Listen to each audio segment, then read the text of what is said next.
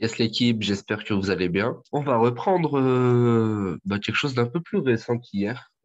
C'est tombé tout à l'heure. Enfin, je suis tombé dessus. C'est le genre d'informations que j'ai plus ou moins et qui font plus ou moins mon avis vis-à-vis des cryptos et vis-à-vis du Bitcoin en général. C'est sur ça vraiment que je me base pour faire une analyse cohérente, basée avec le graphique bien entendu pour affiner. Mais c'est surtout ça en fait qui va axer mon analyse. Mon analyse graphique, elle va d'abord être fondamentale et ensuite je coupe le fond bas, la macro et la microéconomie au graphique.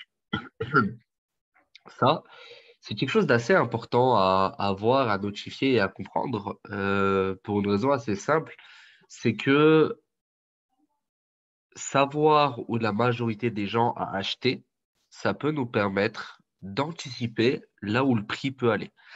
Je vous donne un exemple.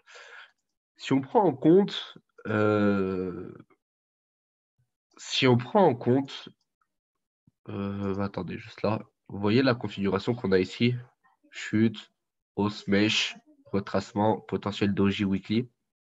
On a la même chose ici, chute, hausse, retracement, potentiel doji weekly.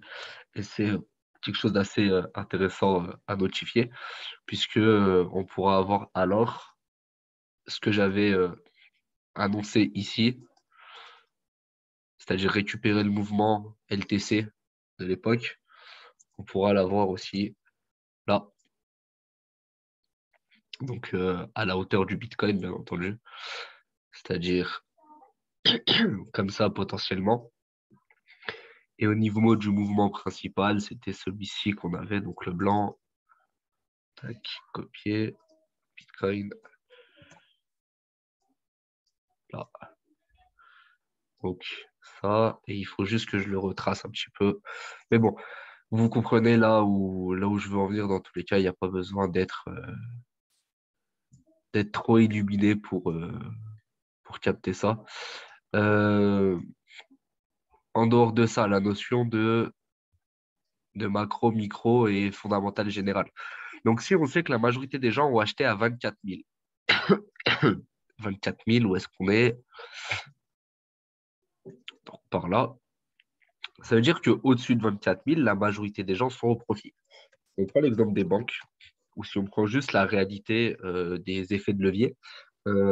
Les effets de levier ont été mis en place, enfin personnellement je soutiens ça et c'est ce que je trouve cohérent. Les effets de levier ont été mis en place pour récupérer l'argent que les gens ont gagné avant 2017, donc avant le Bitcoin à 20 000. Et dans cette optique-là de récupérer l'argent, on se retrouve avec finalement une crypto, un actif qui, manipulé, peut aller chercher des paliers où la majorité des gens se retrouveraient en perte.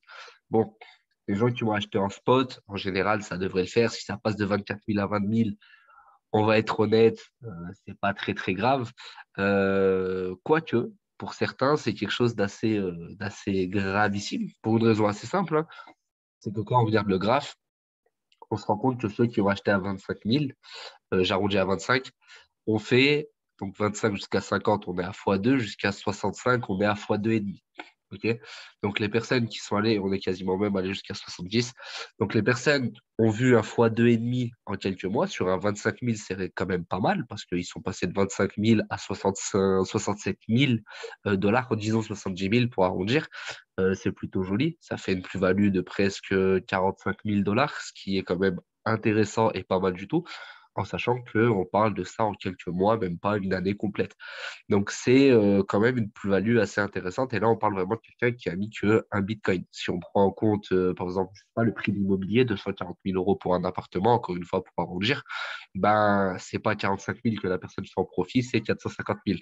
450 000 en une année, en sachant qu'elle peut simplement récupérer ses profits et laisser tourner les 24 000 qu'elle avait mis à la base. C'est-à-dire qu'à 65 000, elle retire les 45 000 de profit et il lui reste toujours ses 25 000 en cours. Et donc, en partant de ce principe-là, si on arrive juste à tomber à 20 000, par exemple, même si 20 000, je trouve ça assez bas, mais si on arrive juste à tomber à 20 000, beaucoup se sentiront vraiment mal, très très mal, et pourront même limite sortir de leur position à la perte. En sachant qu'on peut aussi accumuler autour de cette zone. Donc là où la majorité des personnes ont acheté, on peut avoir une accumulation, peut-être entre 20 000 et 25 000 par exemple. Et à ce moment-là, le marché va retracer, le marché va rester stagnant pendant quelques temps et après, il se décidera peut-être à partir. Donc voilà, en termes d'information, ça fait partie des choses assez intéressantes. Après, je dis pas que le prix ne peut pas repartir à partir d'aujourd'hui, hein. Je dis pas non plus qu'il va suivre exactement le plan que j'ai annoncé. Je dis juste que pour quelqu'un qui buy and hold, on a des paliers assez intéressants, mais on pourrait avoir à l'avenir un repli sur ces paliers-là.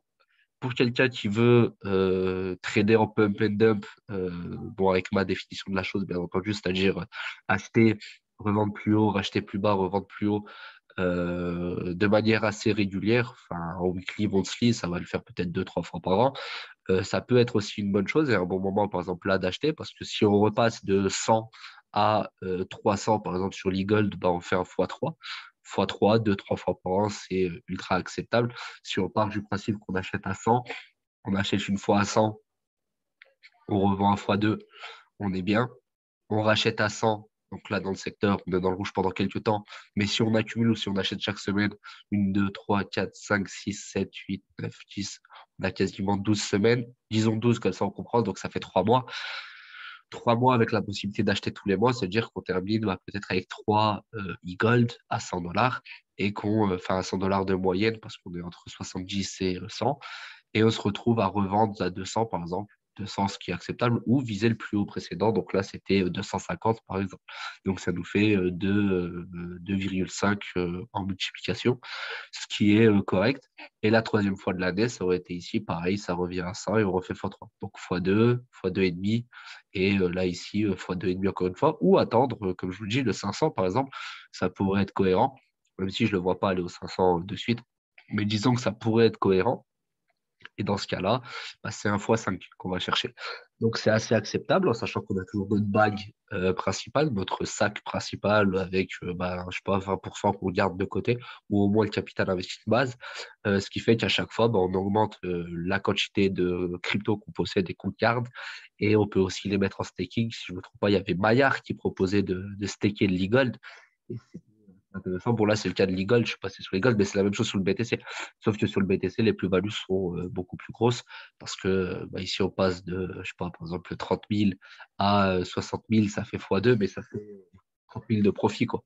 Là, ici, là, ici sur un x2, en prenant en compte un seul e-gold, bah, c'est juste